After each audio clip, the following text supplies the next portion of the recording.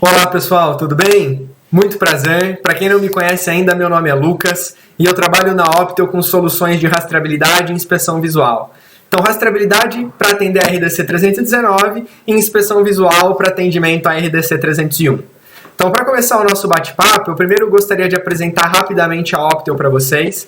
A Optel é uma empresa que já está há mais de 30 anos no mercado, então a nossa matriz está em Quebec, no Canadá, e a gente foi inaugurando outras plantas mundo afora conforme a operação foi crescendo, né? Então hoje a gente conta com a nossa matriz, claro, no Canadá, a gente tem uma planta em Limerick, na Irlanda, Goa, na Índia, e a nossa operação mais recente, que foi fundada em 2016, é a planta aqui do Brasil.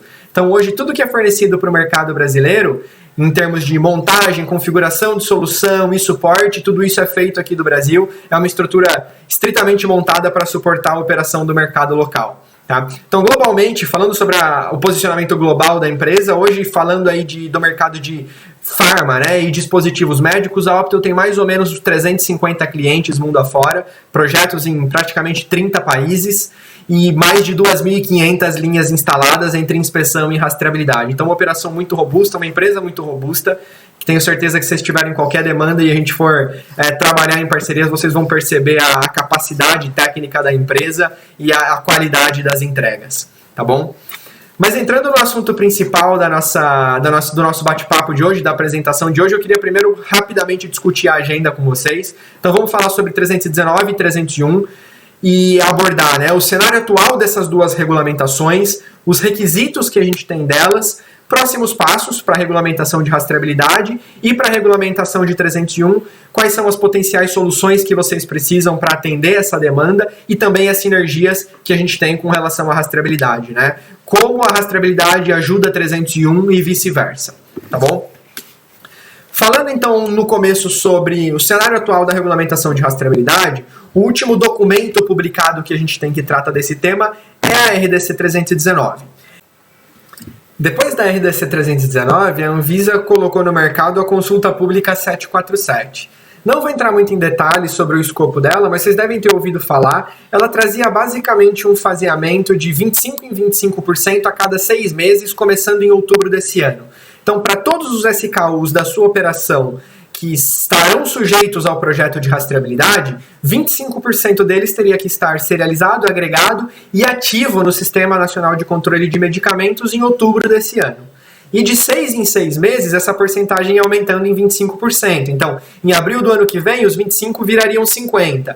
E assim por diante até a gente chegar em 100%, respeitando o prazo de abril de 22, né? O mercado foi contrário a esse faseamento, entendendo que estaria muito em cima para que em outubro desse ano 25% dos SKUs estivessem serializados e ativos, né? Emitiu junto com seus sindicatos e via opiniões individuais para a Anvisa como seria, de acordo com a opinião deles, a melhor maneira de implementar o projeto. A Anvisa tratou todos esses dados e recentemente, em maio desse ano, eles trouxeram um draft, um esboço da instrução normativa, do que deve ser a instrução normativa, numa reunião do Comitê Gestor do Sistema Nacional de Controle de Medicamentos, tá? Então, esse draft da instrução normativa traz algumas novidades pra gente e clarifica alguns pontos. Então, primeiro, até hoje, né, a Anvisa só tinha uma versão de teste do Sistema Nacional de Controle de Medicamentos em operação. Então, se você, indústria farmacêutica, quisesse mandar dados de serialização de produtos reais para a Anvisa, ela está disposta a receber, mas em uma versão de teste da plataforma, né? Então, nesse draft, nesse esboço da instrução normativa, ela já se compromete que a partir de 1º de dezembro desse ano, ela vai estar com a versão de produção do SNCM em operação, e vai estar pronta para receber os dados de rastreabilidade das indústrias farmacêuticas, tá bom? Então, se você na sua operação já estiver serializando, agregando e tiver também aquela camada de software que faz essa comunicação de ativação, notificação de expedição e etc. com a Anvisa, a partir de 1º de dezembro desse ano você já pode se comunicar com a versão regular do Sistema Nacional de Controle de Medicamentos, tá bom?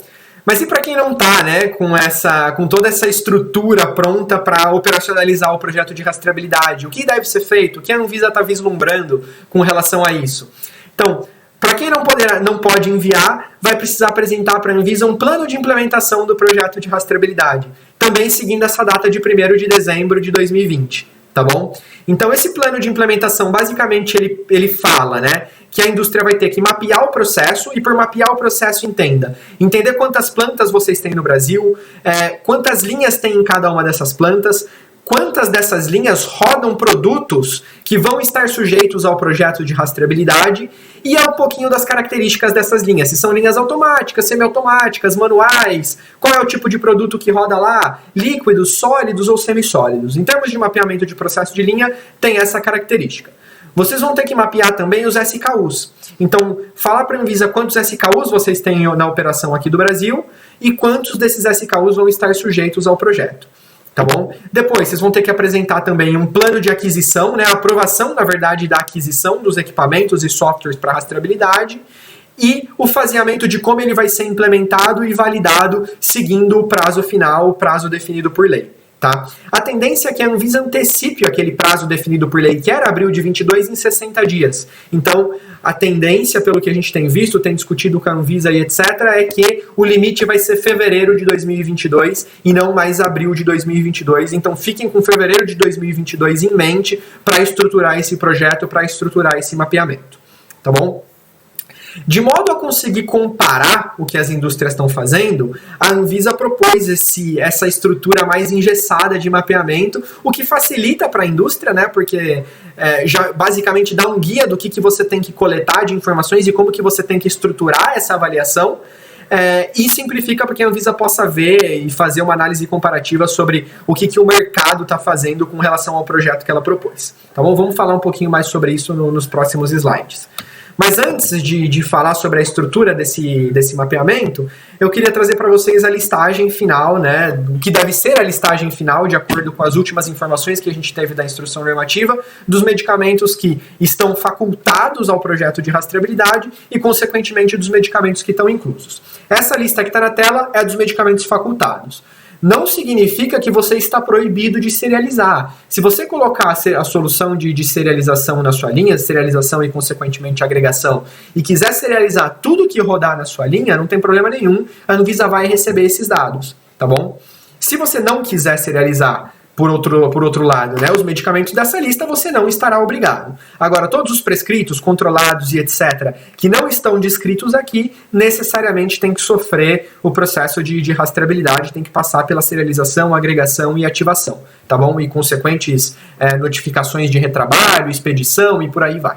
Tá? Então, passando rapidamente, o que está facultado, o que hoje está como opcional ao projeto de rastreabilidade?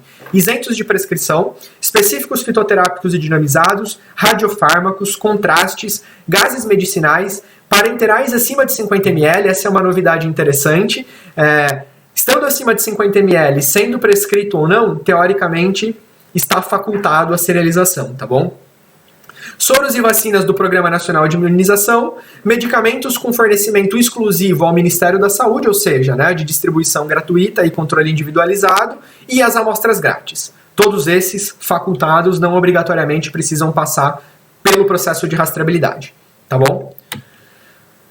Com relação ao plano que vai ter que ser apresentado, gira muito em torno daquelas macroatividades que eu apresentei para vocês anteriormente e desses SKUs que eu acabei de mostrar, né, dos que estão facultados e dos que estão obrigatoriamente inclusos. Então aqui, a ideia é que a Anvisa disponibilize uma plataforma web para vocês, dentro da página, né, da página web do Sistema Nacional de Controle de Medicamentos, vocês vão poder entrar lá, colocar o CNPJ da sua empresa, fazer um login e aí vocês vão ter acesso a essa interface. É uma interface muito simples, quem tiver interesse em ver esse plano de serialização em mais detalhe, por favor me escrevam por e-mail, pelo WhatsApp, pelo LinkedIn, etc. E eu mando para vocês esse documento.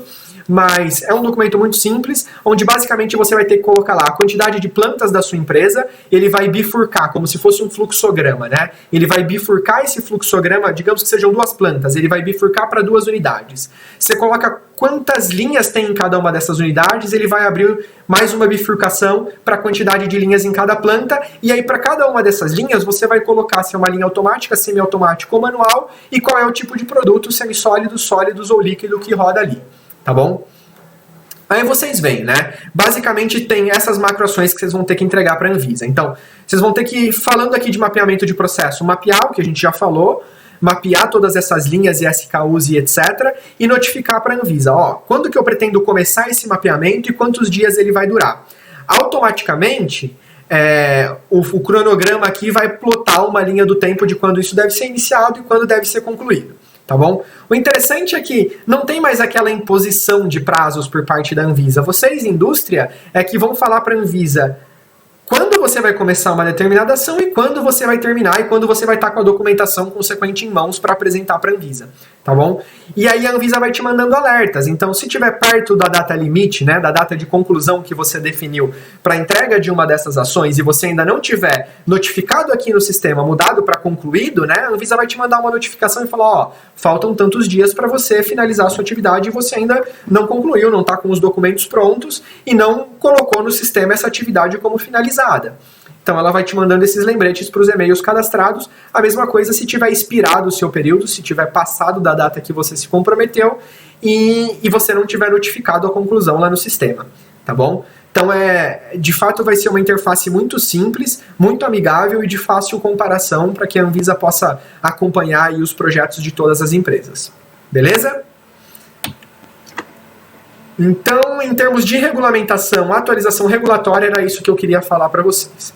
Falando aqui de requisitos, da cara do projeto de maneira macro também, basicamente já está muito claro sobre data limite e o que precisa ser feito no projeto. Então vamos falar um pouquinho sobre codificação, o que precisa ser codificado. A gente vai ter um data matrix e informações humano-legíveis do lado, tá? O que vai estar dentro do Data Matrix é basicamente o que a Anvisa chama de IUM, Identificador Único de Medicamento, e são 5 informações, tá? Então, GTIM, número de registro do medicamento na Anvisa, série, validade e lote, tá? Então, essas 5 informações compõem o IUM e estão contidas dentro do seu Data Matrix. Não necessariamente essas 5 informações precisam também estar como humano legível apresentadas do lado do Data Matrix. Por exemplo, o GTIM, ele hoje, exceto para as amostras grátis, né? Exceto para as amostras grátis, ele já está embaixo do código de barras. Então você não precisa repetir ele na frente do Data Matrix, pode deixar ele onde ele está. A mesma coisa vale para o número de registro do medicamento na Anvisa. Hoje ele já está no cartucho, então você não precisa repetir, tá? Então, assumindo essa consideração, dos 5 campos do IUM, basicamente 3 deles vocês teriam que ter como humano legível na embalagem. Basicamente só série, validade, lote e uma 4ª informação que seria a data de fabricação, que não é exigida pela regulamentação de rastreabilidade, mas é demandada pela RDC 71, tem que estar lá como humano legível, tá bom? Mas lembrando, fica a cargo da empresa ver o que é útil ou não para ela, para codificar como humano legível na menor unidade de comercialização. Bom, então trazendo para vocês a visualização de como ficaria essa codificação na menor unidade de comercialização, eu trouxe alguns exemplos, né? O primeiro deles é codificando as 6 informações, as 5 do IUM mais a data de fabricação ao lado do Data Matrix, tá? Lembrando, os que já estiverem na embalagem não precisam ser repetidos, mas se por uma decisão de negócio vocês optarem por manter, não tem nenhuma restrição com relação a isso. Inclusive, a gente tem clientes que optam por manter essas 5 linhas de informações, né? IUM dentro do Data Matrix e como mando legível, os 5 campos do IUM mais a data de fabricação, tá bom? Mas, não sendo obrigatório, a gente pode explorar outras possibilidades. Então, Data Matrix e as 4 informações que não se encontram em outras posições do cartucho, tá? A gente pode colocar o Data Matrix e os humanos legíveis do lado. Para um cartucho que tenha uma configuração, um formato diferente, a gente pode ter o Data Matrix e os humanos legíveis embaixo. A gente pode explorar também, trazer o número serial, por exemplo, que pode ser a informação mais longa, né, dos humanos legíveis, para cima do Data Matrix e o restante das informações na lateral deles. Então é tudo uma questão de explorar o layout de cada uma das embalagens. Não se preocupem com isso agora, tá? A ideia desses slides é trazer para vocês uma visualização do que é a codificação, mas a gente pode fazer juntos a avaliação do que é melhor para cada um dos layouts. Então, vai ser necessário, num determinado momento do projeto, vocês montarem uma matriz de produtos, que nada mais é do que colocar todos os SKUs que rodam em cada uma das linhas e o seu dimensional de cartucho, eventualmente até anexar a arte desse cartucho para que a gente possa ver o espaço disponível, e aí a gente juntos vai indicar, né, qual que é a melhor codificação para cada uma das realidades e o que necessariamente vai precisar de uma alteração de layout. tá bom? Então, de novo, lembrando, é só uma visualização do que é a codificação, não tem motivo para se preocuparem em muitos detalhes com isso agora. O que é relevante é vocês entenderem o que vai ser codificado e qual é o formato de cada uma dessas codificações. Então, por exemplo, né, o serial ele pode ter de 1 a 20 caracteres.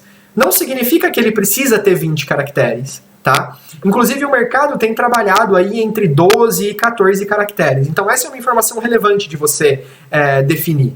Validade. Qual é a forma que você quer codificar a validade? Você quer codificar mês-ano ou você quer codificar dia-mês-ano? Né? Então tudo isso é relevante porque interfere em qual é o volume, qual é o tamanho da informação que a gente vai ter que armazenar dentro do 2D, que consequentemente vai influenciar também no dimensional do 2D, tá bom? Então, o que você vai codificar e o tamanho dessas informações é relevante agora, mas o ajuste de espaço para cada um dos layouts a gente vê num passo futuro, tá bom? De novo, fiquem à vontade para me enviar questionamentos aí se tiver alguma dúvida com relação a isso. Reparem que eu coloquei aqui algumas dimensões macro também para dar ideia da dimensão para vocês de espaço, mas tudo isso vai depender muito dos ajustes que a gente vai fazer na etapa de projeto, só para vocês terem uma ideia. Cada um desses caracteres aqui, a gente sugere que eles tenham 1,5 milímetros de altura, mas nada impede que a gente estreite um pouquinho mais, tá? É tudo uma questão de ir ajustando. Aqui algumas codificações, né, de projetos reais aí do mercado. Então, por exemplo, esse cliente nosso optou por codificar 6 linhas de informação, tá vendo? Com mês e ano nessa configuração aqui. Essa outra indústria farmacêutica já optou por ter mês e ano numa outra configuração. E por aí vai, tá vendo? Data matrix e 4 linhas na lateral. Data matrix serial em cima e as outras 3 linhas na lateral. E por aí vai, tá bom? Vamos estressando todas as possibilidades ao longo do projeto. Então, em termos de solução, basicamente o que a gente precisa para rodar tudo isso é um computador industrial, né, para rodar os softwares que vão operacionalizar toda essa questão da geração de seriais, da gestão de seriais, o software que vai estar trabalhando com os sistemas de inspeção dos caracteres, então tudo isso roda num computador industrial, a gente precisa ter ele. Precisa ter uma IHM para visualizar tudo o que está acontecendo e também colocar os inputs, né, parametrizar o sistema. De novo, o software de rastreabilidade, o software de inspeção, uma impressora para fazer as codificações, para operacionalizar as codificações, e uma câmera para bater a foto e passar essa informação para o sistema para o software de inspeção poder trabalhar e retornar um resultado se a gente tira ou não esse cartucho da operação. Tá bom? Então, em termos de solução, é isso, e aí tem várias possibilidades, né? Se a gente vai colocar um módulo standalone lá na linha, ou seja, sobre um espaço, colocar um módulo e beleza, segue o projeto, ou se a gente vai embarcar a solução de rastreabilidade numa esteira existente, embarcar a solução de rastreabilidade numa encartuchadora existente, é tudo uma questão de avaliar caso a caso. Beleza? Em termos de rastreabilidade, era isso que eu queria passar para vocês, tá? De maneira macro, onde a gente está em termos de regulamentação. Só lembrando, não sei se eu comentei isso anteriormente, né? A gente está esperando a publicação dessa instrução normativa. Todos aqueles parâmetros que eu comentei com vocês, hoje ele é uma minuta, então ele já passou por um crivo do mercado, ele já passou por um crivo de legalidade, não teve nenhuma ilegalidade identificada, e agora ele está na mão do Antônio Barra, que é o diretor-presidente da Anvisa e é o diretor-relator desse projeto. Basta ele revisar, ver se tem algum item que ele quer uma eventual alteração e etc. Não tendo nenhuma alteração ou após essa alteração, o projeto vai para a votação da diretoria colegiada e a nossa expectativa é que isso aconteça em agosto. Não existe como a gente bater o martelo numa data, porque está na mão do Antônio e tem várias outras questões que chegaram para a Anvisa ultimamente que acabaram impactando esse timing, né? A expectativa era que fosse publicado até julho, mas impactou um pouquinho o timing em função da pandemia, em função de diretores provisórios que entraram na Anvisa e também de toda essa avaliação de legalidade que aconteceu e acabou sendo passada aí com sucesso. Mas o que a gente tem de feedback do Cristiano Greges, né, que é o especialista da Anvisa que está trabalhando intimamente aí com essa instrução normativa, é que não deve ter alterações significativas e que todo mundo pode ter confiança para trabalhar com essas orientações que a gente discutiu hoje. Tá bom? Vamos mudar um pouco a chave agora e falar sobre a RDC 301. Então, a RDC 301, a gente vai falar sobre a seção 8, que fala das operações de embalagem, e tem basicamente 3 artigos que eu gostaria de discutir com vocês. 204, que fala que a gente tem que implementar aí operações e etc. para minimizar o máximo possível o risco de contaminação cruzada. O 210, que fala que qualquer impressão feita em linha tem que ser inspecionada. E o 214, que talvez seja o mais extenso, o mais complexo e o que mais tem gerado discussão no mercado. Tá? Então o artigo 214 fala que a gente precisa ter o controle online do produto durante a embalagem e precisa fazer verificações online, como falado, de maneira a garantir que a aparência geral das embalagens estão corretas, que as embalagens estão completas, que produtos e materiais corretos de embalagem foram usados, que as impressões estão corretas e que os monitores de linha estão funcionando bem também. Tá? Então, o primeiro ponto, acho que é o que gera mais dúvida no mercado. Então, aparência geral das embalagens. O que é a aparência geral das embalagens para vocês? Eu sempre faço essa pergunta para os clientes quando a gente está fazendo a reunião ao vivo, vamos dizer assim, né? Para mim, a aparência geral das embalagens... Vamos pegar o caso de um cartucho. Se eu quero ver a aparência geral de um cartucho, para mim eu preciso de um sistema de 6 câmeras. Um para ver o topo, um para ver o fundo e um para ver cada uma das laterais. Tá? Mas é claro que seria um sistema extremamente caro e não necessariamente é viável implementar um sistema assim para todas as linhas, para todos os níveis de embalagem. Tá?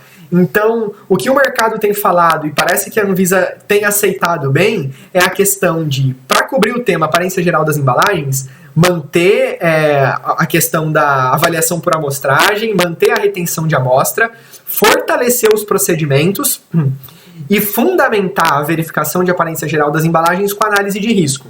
Então, traz dados históricos de mercado falando que não é um problema comum, como o que eu tenho visto no mercado é que não é um problema muito crítico, não é um problema recorrente. Fundamenta nesses dados de mercado, nesses dados históricos, fortaleça os procedimentos e cria essa análise de risco e a tendência é que a gente vai conseguir com isso cobrir o item 1, tá bom? Não vai precisar de um sistema específico para esse tipo de verificação, tá? Quando a gente fala do item 2, o item 2, 3 e 4, eu tenho slides individualizados para eles, tá? Então aqui o item 2 fala das embalagens completas, tá? Quando a gente vai falar de embalagem completa, é um pouco mais difícil de correr da visualização da inspeção por câmeras, por balança ou de uma combinação dessas duas coisas, tá? Então aqui na tela tem alguns projetos que a gente fez para vocês visualizarem. Então, câmera garantindo que a bula está ali, que o cartucho está ali e que o próximo item, seja ele um frasco ou um blister, por exemplo, vai estar também dentro do cartucho. Dá para fazer essa inspeção com câmera. Então aqui outros exemplos, né? Com a câmera também, eventualmente, dependendo da configuração da embalagem, a gente consegue ver se o material também está correto. Então aqui, a gente não só, por exemplo, nesse exemplo, está verificando se a ampola está correta, mas através da cor do colarinho, a gente está vendo se a ampola é a ampola correta e a ampola que deveria estar nesse conjunto, tá? A mesma coisa a gente pode fazer para os demais componentes, desde que, claro, esteja visível. Então a gente pode ver a presença dele, mas eventualmente através de um desses códigos aqui, de qualquer um desses textos, o que seja um identificador desse material mesmo, a gente pode criar um gabarito de inspeção aqui e verificar se esse material está presente e se ele é o material correto, tá bom? Limitações da visualização por balança e da visualização por câmera. Câmera. A gente precisa ter espaço para colocar essa câmera e a inspeção, o que a gente quer inspecionar, precisa estar visível para o campo de visão. Então, por exemplo, essa bula aqui. Se eu quisesse ver se a bula está presente, eu consigo. Mas e se eu quiser ver se é a bula correta? Como que eu veria nesse caso? Não tem como, eu tenho que colocar uma câmera em um outro momento do processo, né? Porque aqui eu não tenho como ler nenhum código, nenhum pharmacode. Tá? Então essa é a limitação da câmera. Balança. Qual é a limitação da balança? Imagina uma operação de uma linha de frascos, por exemplo, onde dentro do seu cartucho vai ter a bula, o frasco e o próprio cartucho. A gente sabe que para a linha de frascos, mesmo dentro do mesmo lote, mesmo o frasco sendo fornecido pelo mesmo fabricante, dentro do mesmo lote existe uma variação de dimensional e de peso bem significativa para os frascos.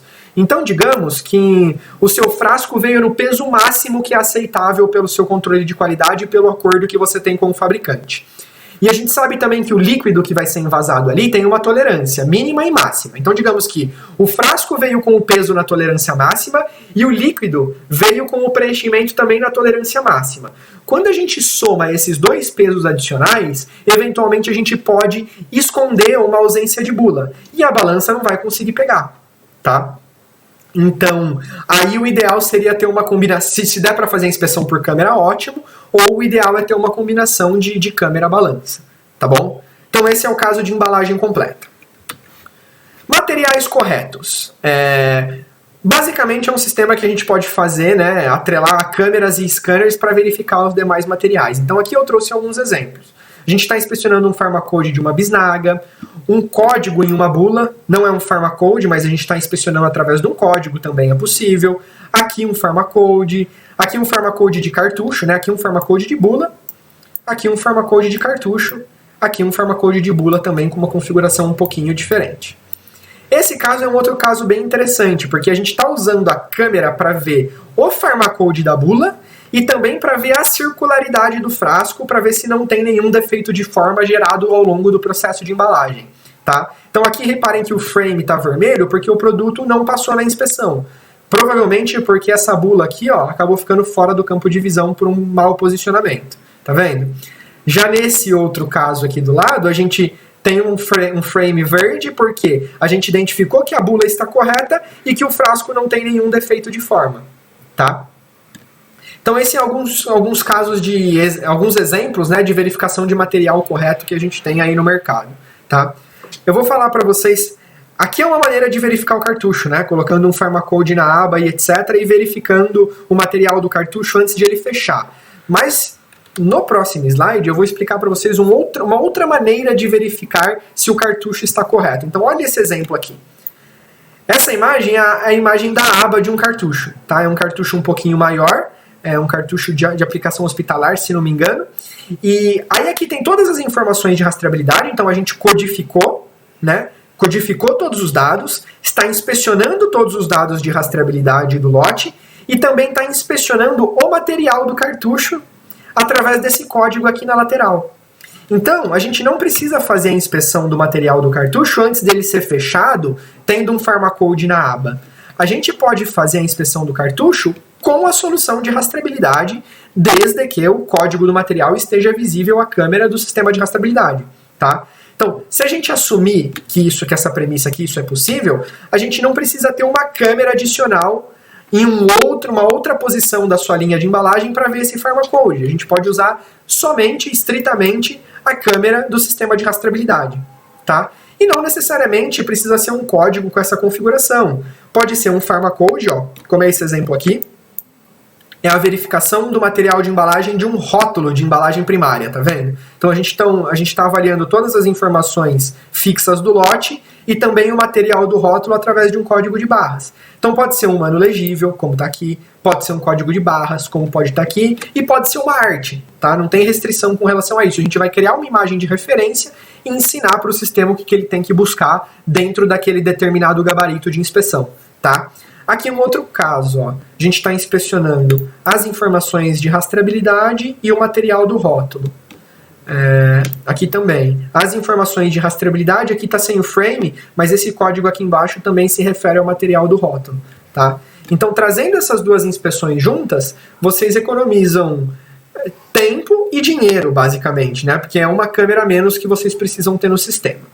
Uma outra economia que eu sempre gosto de comentar com os clientes, uma economia que a gente pode aproveitar, é que quando você traz a solução de rastreabilidade, necessariamente você já traz, como eu comentei lá no começo, um computador industrial, um software de inspeção e uma IHM.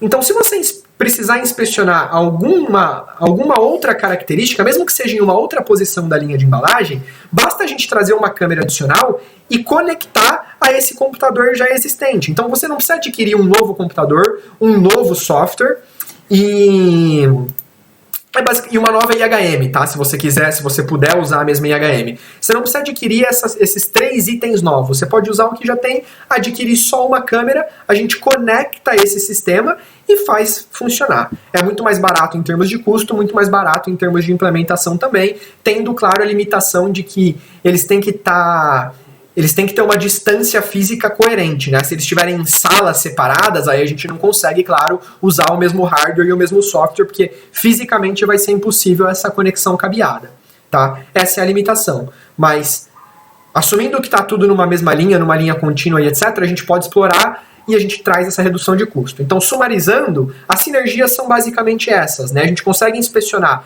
parte dos materiais de embalagem com a solução de rastreabilidade, assumindo que estão dentro do campo de visão da solução de rastreabilidade.